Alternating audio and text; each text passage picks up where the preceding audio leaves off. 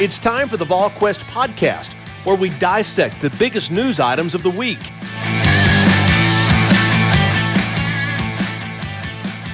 Welcome to the Volquest podcast here at Volquest.com. And of course, it's brought to you by Smoky Mountain Organics each and every week. If you're suffering with these spring allergies like many of us do, then I encourage you to check out Smoky Mountain Organics, East Tennessee's most trusted health and wellness store, focusing on natural products and organic remedies to a variety of ailments.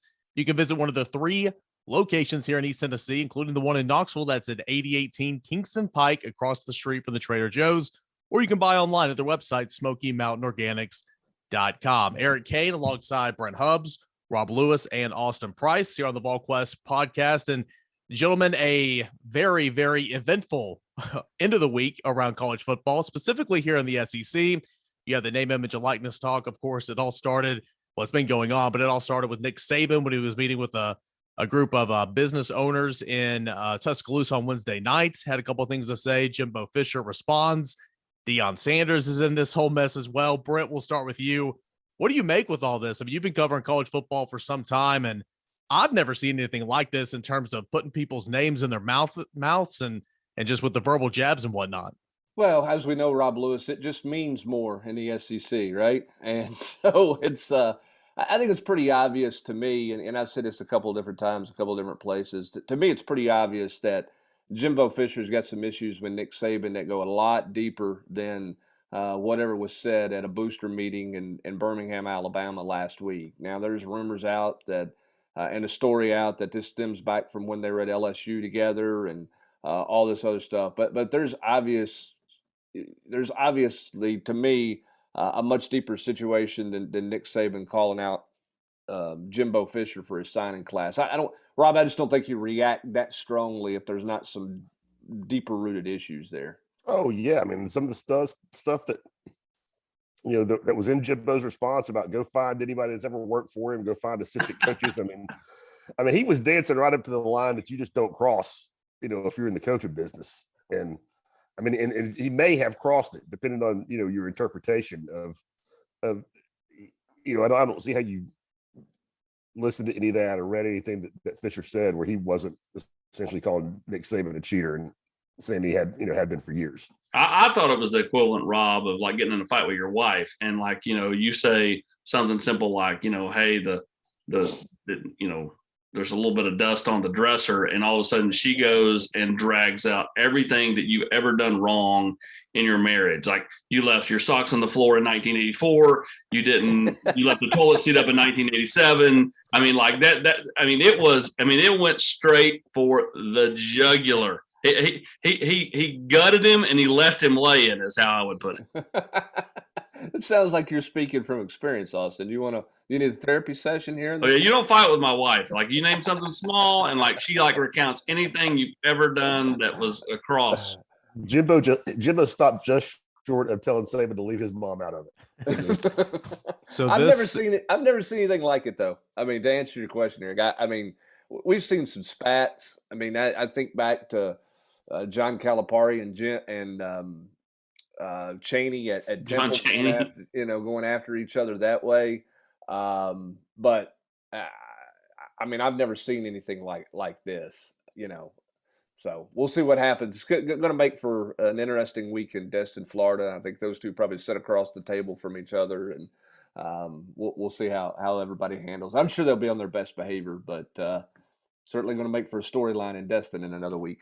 Yeah, I would agree. And you guys are certainly giving me a lot to look forward to with marriage. I just want to say that right now. But real quick, let's hear some from Jimbo Fisher. I kind of cut up the best of the best of what he said. I mean, he spoke for 10 minutes, called his own press conference, spoke for 10 minutes long. Here's some of what Jimbo Fisher had to say in retaliation of what Nick Saban said the night before. First of all, I'll say it's a shame that we have to do this. It's really despicable. It's despicable that somebody can say things about somebody and an organ. More importantly, 17-year-old kids. You're taking shots at 17-year-old kids and their families. And they broke state laws. That they're all money. We bought every player on this group. We never bought anybody. No rules were broken. Nothing was done wrong. The way we do things, the ethics in which we do things, and these families, it's despicable that a reputable head coach could come out and say this when he doesn't get his way or things don't go his way. The narcissist in him doesn't allow those things to happen, and it's ridiculous. When he's not not on top. And the parity in college football he's been talking about, go talk to coaches who coach for him. You'll find out all the parity. Go dig into wherever he's been. You can find out anything. And it's a shame that you got to sit here and defend 17-year-old kids and families. And Texas A&M, because we do things right, we're always going to do things right. But we're always going to be here. We're doing a heck of a job. These coaches have done a great job. Our players have done a great job. The whole organization of recruiting people. It's despicable that we got to sit here at this level of ball and say these things to defend the people of this organization, the kids, 17-year-old kids and their families. It's amazing. Some people think they're God. Go dig into how God did his deal. You may find out about a guy that a lot of things you don't want to know. We built him up to be the czar of football. Go dig into his past or anybody that's ever coached with him. You can find out anything you want to find out, what he does and how he does it. And it's despicable. It really is. And it's a shame we have to sit up here and have this conversation about things we do. And it's personal to us? Yes, it is. It's personal to A&M. It's personal to our players. It's personal to our coaches and everybody involved. And I know the guy. Know him really well. It's amazing that we're allowed to do those things. It's really despicable. And I hate it for our players who are coming here, who did things the right way, have done things the right way, and will continue to do things the right way. I apologize to you that people insult you publicly the way they're doing it. And our fans, I apologize to you guys for people saying those things about Texas A&M. But promise you this, there are no violations. There are nothing wrong. It's the second time we've had to do this with grown men who don't get their way and want to pout, throw a fit, and act up. Just go ask all the people who work for him. You'll know exactly what he's about. I always said this. My dad always told me this. When people show you who they are, believe them. He's showing you who he is. Guys, you hear Jimbo Fisher right there. And again, we've heard it. I watched it. I've listened to it probably 10 or 15 times just because I think it's great. But, nothing's going to come of this, correct? I mean, the SEC spring meetings are coming up here at the end of the month. I'm sure Greg Sankey, of course, he had the public reprimand and all that. But Austin, nothing's going to come of this. This is pretty much a done deal. And it's just, they're just two guys that don't like each other. And it'll be interesting on October the 8th when they play one another. Correct. Well, there are two guys that, like each other to their face and then rip the piss out of each other when their back is turned. So, I mean, now it's, you're no longer liking each other to your face. So, I mean, I've seen so many tweets about, lay the money on Alabama to take them behind the woodshed when they play and all that. So, I mean, that game's going to be fascinating and there's going to be so much buildup around it. I think the best thing going for Tennessee is they play Alabama the next week. So Alabama's going to go off this emotional high against Texas A&M, and then they come to Knoxville. Will that set a record, Rob, for the number of cameras that are focused on a pregame handshake during warmups? I mean, that'll look like something we've never seen. Here's the other thing from Greg Sankey that I've posted this as well, and I believe this. If all that's going to come of that is a public reprimand of, hey, don't do that again, which is, I mean, it's his league, he can do whatever. I mean, could he ever fine a coach for criticizing officiating after a game? Well, he will. I know, but I mean, if he does, doesn't it always fall back to, wait a minute, you're letting two coaches call each other cheaters and dog each other. One of them called his own press conference to call another guy a cheater. I mean, doesn't that lose a little juice? I mean, in terms of how much you can punish a coach for any critical comments he makes post game or any critical comments he makes surrounding something in the league. I mean, I get what you're saying, but I mean, I think in Sankey's mind, it's going to be apples and oranges. It's going to be a different thing, like criticizing the integrity of the game, the integrity of the officials. I mean, I agree with you, Hoover. I mean, I think as far as what fans think is out of bounds, probably what just happened last week is more over the top. But I think in the mind of a commissioner, you don't want. I think the official stuff is in a separate box. Okay. Here's a question for me too, Brent, and I'll go with you here. Nick Saban knew there were cameras rolling. He knew there were recorders sitting on the table. I mean, Nick Saban is not a non-intelligent person, right? He went into this knowing he wanted to get a point across. Do you think this was more, it kind of got away from Nick Saban, he kind of lost it a little bit, or do you think all of this was premeditated? Because I think it's more the latter, because he knew the situation that he was in.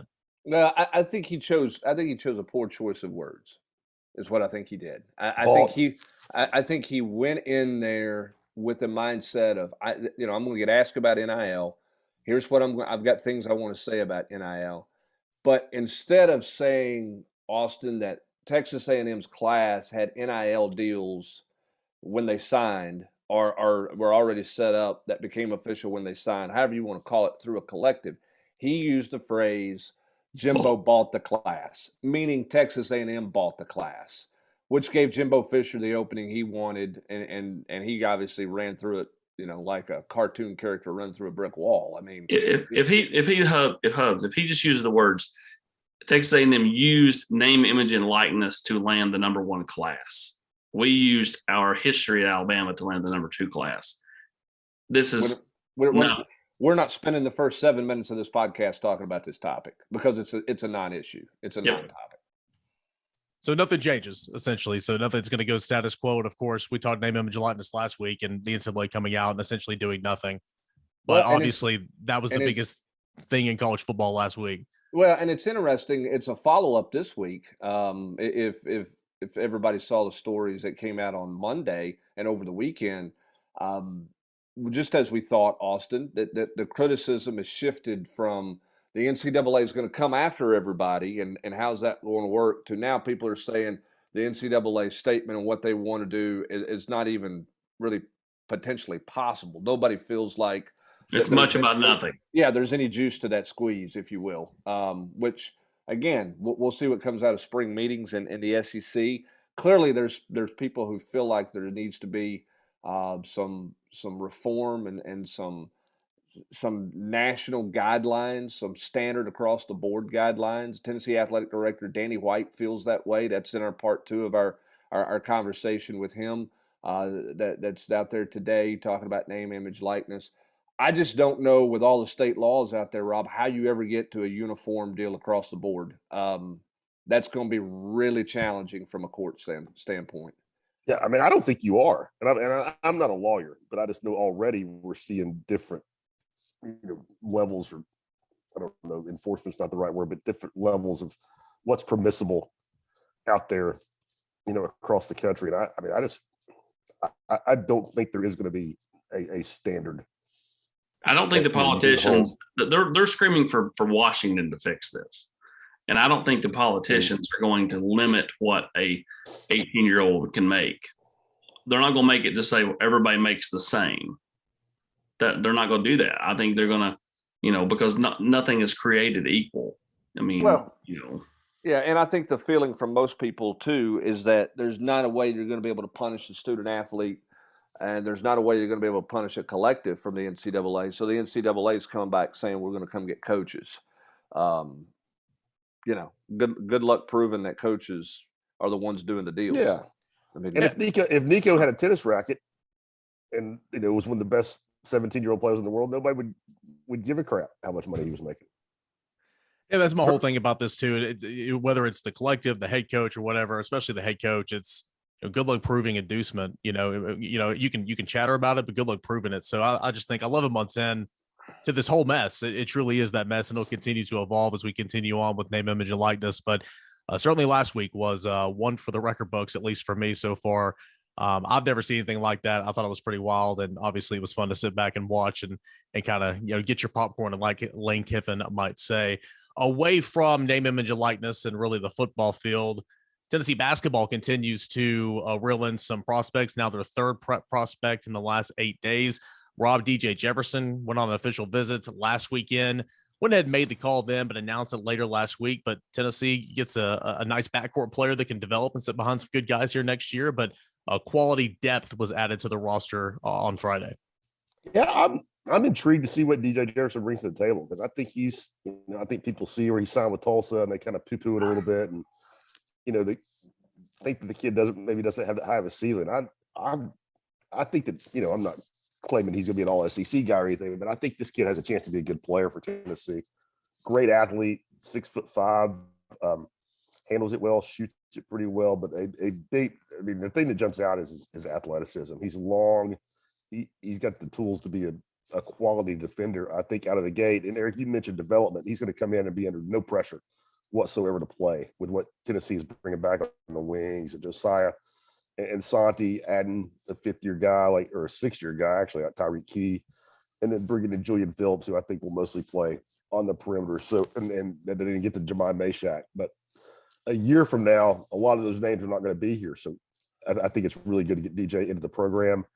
And I think what really has sort of, you've seen him come from kind of off the radar to 4-star some places, top 100 player, some places. I think in talking to his high school coach last week, he went to high school in Texas his first 2 years, and since he was 6'3", 6'4", 6'5", he played inside. He played power forward for his high school team in Texas. Moved to Minnesota, and his coach was like, no. That's you belong outside, and so really has just been playing guard full time for 2 years, and I think it's still pretty early on in his development as a perimeter guy.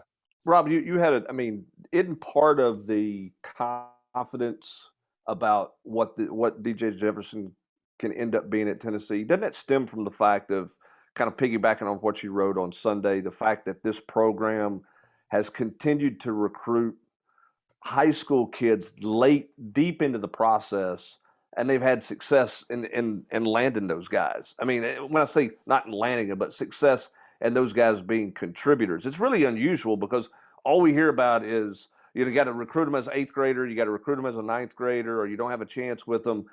And I think there's truth to that, right? But this program has done something a little bit outside the box and pulling some guys in late that were sort of under the radar guys who have ended up being really big contributors for this program, which probably gives some more confidence to Jefferson, right? I mean, I think so for sure. And it was, I mean, I knew that on some level, but I mean, when you really go back and start looking at every class, well, man, I forgot he was a spring guy. Man, I forgot he was a spring guy. Yeah, they have done, I think a lot of programs, I'm not saying Tennessee hasn't done some of this, a lot of times in the spring, if you got room, you'll take a guy to take a guy. And I don't think Tennessee's done a lot of that, but I think here or there they have taken some kids who, it was apparent pretty early couldn't play. But the flip side of that is they have gone in the spring and really found some gems.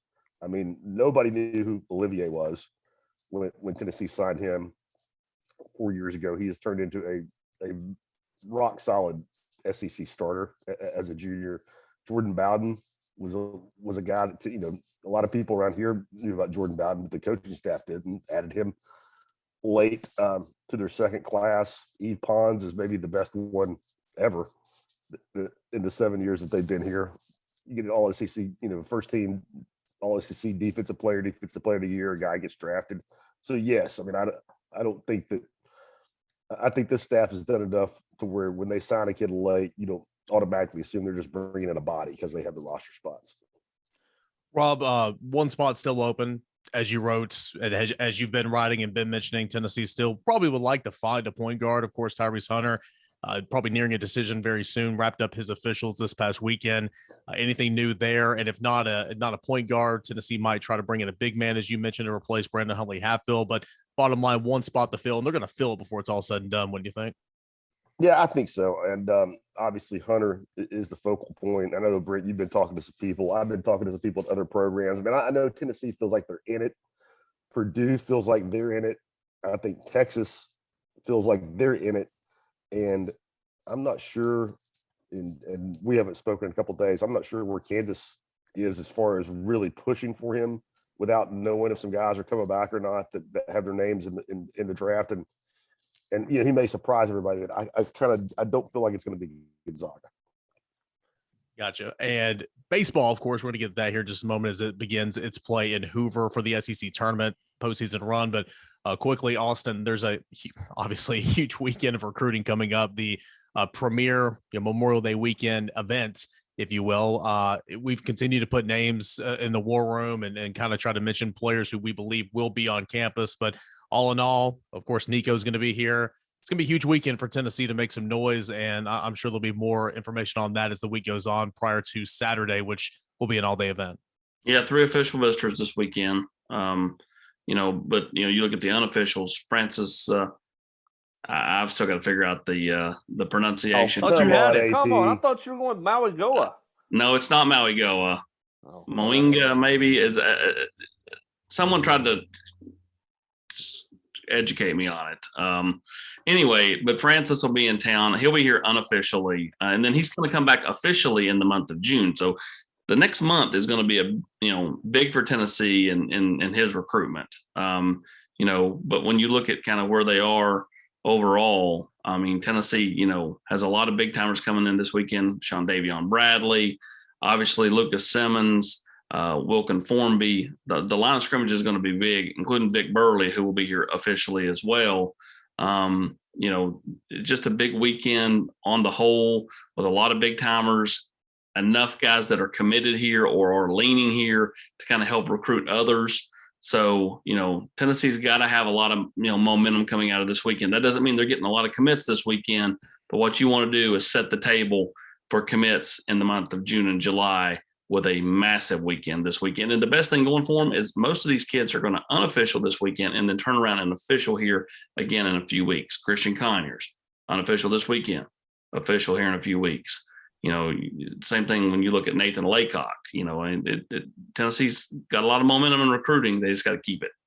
AP, for me, two questions. Sorry, Eric. Two questions I want to ask here. Bigger weekend for Ethan Davis to settle that down, or do you think it's settled down?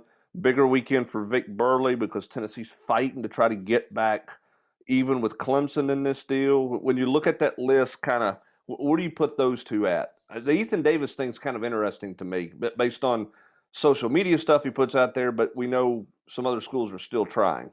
Well, Ole Miss is certainly trying, but since then he has kind of squashed that. And so it certainly feels like things are really on stable ground.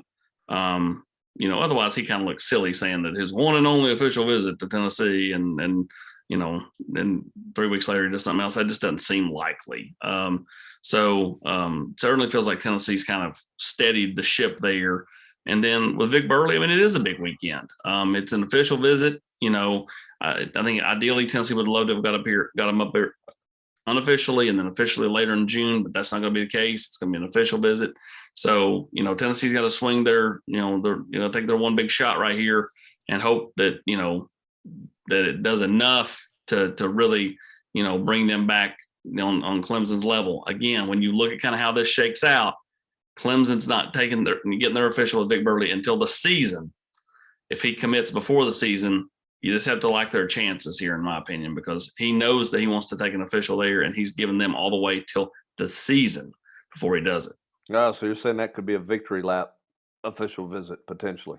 Could be, yeah. Interesting. And then as well, some other prospects, coming in, you're talking officials, and then you'll turn right around and do it, or unofficials, turn right around and do an official in June. Potentially, some prospects on campus here Memorial Day weekend to where you could earn one of those official visits in June. Talk with, Keldrick Falk earlier this week, and he's a guy that had Tennessee in his top 5, 6-7 months ago, but kind of, hover around that 5 right now. He's got 4 locked in, and Tennessee's going to look to try to earn one of those as well. So any way you want to spend it, a big time weekend coming up for Tennessee recruiting. Tennessee baseball postseason starts. It's a new season in Hoover this week. Tennessee will get going tomorrow, and they call it 4:30. I guarantee it won't start till anytime before 5, maybe 5:30, because it's always running behind. But it's got one of those situations, Brent, to where, of course, it was a historic regular season, and that's great. But now you turn the page, and really this week in the grand scheme of things doesn't necessarily matter because it gets going against regionals, but you can't tell that to Tony Vitello or those players. We'll have to see exactly how the pitching is going to line up. Maybe Blake Tidwell is in line to maybe start that Wednesday game. Do you leave Dollander on a Thursday? I don't know how you do it, but certainly a lot to play for in Hoover for this team before things really get going for the regional the following weekend. Well, the first thing I'm doing is with Chase Dollander, if I'm going to him going, how many days rest do you want? Because no offense to Hoover, he's got to be ready to go in regional play because when you look at the regionals, you got to get off to a good start. You do not want to claw your way out of the losers bracket and challenge your pitching and your bullpen, all that. So my first priority, if I'm Tony Vitello, and Lord knows I'm no baseball coach, but I want to make sure that Chase Dollander is at 100% rested, ready to go for regional play. If that means whatever that means when he starts or what he does in Hoover or doesn't do in Hoover, it's all about making sure he's ready to go in regional play because he is your ace. He has emerged as the guy on this baseball team on the mound. He gets you deep into games. He saves your bullpen. You need a great start for him out of regional play. So I'm doing, from a rotation standpoint, whatever Frank Anderson and Chase Dollander feel like he needs to do to be at his best in regional action. And then I think the other thing you got to do in this weekend down in Hoover is you want to try to get Drew Beam going more. And I know the plan for the Saturday game at Mississippi State was to pitch a lot of guys and kind of get them back in a routine. but it wasn't like Drew Beam was great in the 2 innings that he pitched. Control wasn't where it needed to be. They need to get him going. I thought Burns was obviously better on Friday, so you feel a little better about where he's at there. But you need to get Drew Beam going, so you have those 4 true starters when you're talking about, heading into regional play if you need them. And then when you get to super regionals, if you get there, then I think your Dolander, Tidwell, and probably Chase Burns is probably your 3 starters for that 3-game set. If it goes 3 games, with Dolander and Tidwell being your first 2 guys. I thought Tidwell was really good. I thought that's the best that he has looked since he's come back, which is a very positive sign for Tennessee. Yeah, was that going to be the biggest question? I mean, I think that is, if not the biggest, it's a question you want to see answered, or you want to see something play out over Hoover. What does Drew Beam look like? Because as you mentioned, I thought Blake Tidwell looked incredible the other night. Looked a little bit more like the old Blake Tidwell. He pitched 3 innings, 42 pitches, looked really, really good. And I have no issue with leaving Chase Burns in that ball game because, he got roughed up in the 7th a little bit, but through 6, he had 67 pitches, so he looked good. But is there anything else, maybe from a lineup standpoint, AP, that Tennessee needs to maybe try to accomplish this week? Because you're going to play every game to win. Don't get me wrong, but this, as we saw with Tampa, the Tennessee Vols, I mean, it meant something. They won the tournament, and that's great. But at the end of the day, that doesn't matter. What matters is the following weekend. Yeah, I mean, for me, I just think that Tennessee's lineup is got the greatest the greatest possibilities with their DH as you can imagine. When you can go lefty, with Blake Burke, and then, go Christian Moore with righties, it's really, really good. I mean, they've bounced Lipsius around. He and Ortega have kind of bounced around all year long, but Ortega just continues to rake, man. I mean, guys got 15 home runs on the year from the, second base spot. I mean, it's really, really impressive. I'd love to see them just continue to work the bench a little bit, just because you never know when you may need to go to a Kyle Booker in a key pinch hit situation. He started to hit the ball a little bit, better late in the year as he's gotten healthier. And so I think players like that can really help a team like Tennessee down the stretch, because you never know when you may need to go to him late in the game, for a big pinch hit, especially when, if Tennessee's, lucky enough to get to super regionals or Omaha. I think players like that help a comeback or help a key spot in the game. And certainly they've started to, kind of hit the ball better, coming off the bench than that maybe they did earlier in the year as they've gotten healthy, especially Booker. But Tennessee's starting lineup, especially their first 9 are just ridiculous. Here's the thing about that. I'm with you. I mean, they're clearly, to me, Rob, the most talented team out there. I mean, they've been number 1 all season long. They have played without any pressure for the entire season. You know what I mean? They've not been in a pressure situation. I mean, they've had some comeback wins and some individual games and that type of thing, but they've never had anything hanging over their head of any true locker room pressure.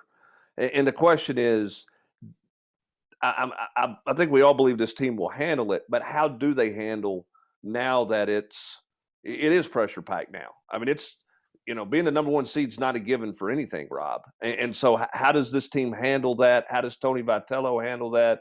I think with some of those young guys will be the other storyline to watch a little bit. Although there's not pressure on them this week in Hoover, it does start the idea that your season can come to an end at any point in time now.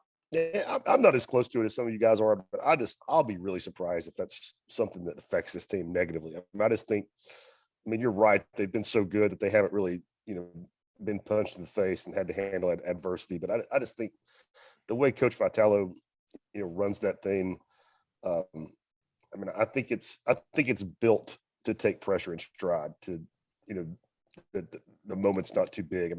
I think if they come up short somewhere, it's not going to be because they choked. It's going to be because some other opponent had a great night. They have a chip on their shoulder. When they can manufacture a little us against the world mojo, I think that's right in their wheelhouse. Well, I think, and to be honest with you, I think that affected them at Kentucky. I mean, the weather was an issue, but there's 12 people in the stands. Mm-hmm. Nobody was calling them out, right? I mean, Kentucky was just low key. They didn't celebrate. I mean, they had a walk-off celebration, but it wasn't like they tried to show up Tennessee when they won the first game, which Tennessee felt like Alabama did. Was it Alabama that won Alabama. the first series? So in Lexington, they had a hard time finding something to get them motivated. I mean, even in Mississippi State, who wasn't very good, who got boat raced. I mean, they got people they got people like jawing them and in the stands, and then they're trying to steal bags late or run late in a 28 to 27 to 2 game or whatever. I mean, and this team gravitates to anything like that. So yeah, I mean, whatever buttons Tony Vitello can find to push the chip on the shoulder deal, there's no doubt this team loves being hated. Well, they won't have any problems playing in front of people from here on out. That's true. They won't have any of those dull atmospheres. I mean, look at you got the atmospheres in Kentucky, and then the kid from Tennessee Tech just coming there just throwing 70-mile-an-hour junk, and they had no answer for it. They couldn't lay out, because they're so used to getting fastball. They couldn't be patient enough at the plate that night at Smokies Park. Plenty of options, of course. And, if you run into a buzzsaw that somebody's on that night, you have so many different options off the bench because this Tennessee lineup's kind of looked a little bit different at times this year. You got a great bullpen. You've got 4 starters. So this team is equipped to, of course, make a deep postseason run. And it starts this week. And I do, again, one more reminder, though. I mean, Tennessee run-rolled Mississippi State last year in Hoover, and Mississippi State went on to win the World Series. So if it doesn't go Tennessee's way this week, it's all right. But obviously everything pointing towards next Thursday or Friday because Tennessee doesn't know which one it will begin on. But that's starting this week. The 2 Diamond Balls podcasts coming out. One came out yesterday, one coming out later today, getting you ready for Tennessee and Hoover. And we'll have many podcasts throughout the week. Ben's going to cover all that from Hoover. Great stuff from Danny White, Brent Hubbs, Q&A part 1 and part 2 up on the website right now. And tons of recruiting coverage getting you set for a major weekend. Premier Memorial Day weekend here on Rocky Top. And so we'll lead you into that. Of course, the podcast on Thursday as well. Big thanks to Smoky Mountain Organics for helping us out here today, as always. Don't forget to visit one of the 3 locations in East Tennessee, including the one right here in Knoxville, 8018 Kingston Pike, across from Trader Joe's, or you can buy online at the website SmokyMountainOrganics.com. For Austin Price. Wait a minute. We think we're gonna let Kane host this thing again? I mean, he'd do okay, AP. I mean, we'll let the GQ decide. Yeah, don't ask AP. We know what he's gonna say. And really, for that matter, don't ask the general quarters because we know what they're gonna say. Rob, what did you think? EC, I thought you did a great job, man. Man, I appreciate it. But Volquest.com. This is the Volquest. They had too much Jimbo Fisher in this podcast. It's what everybody was talking about. We'll try to get here on the Mailbot Podcast later this week here at Volquest.com. You've been listening to the Volquest Podcast every week here on Volquest.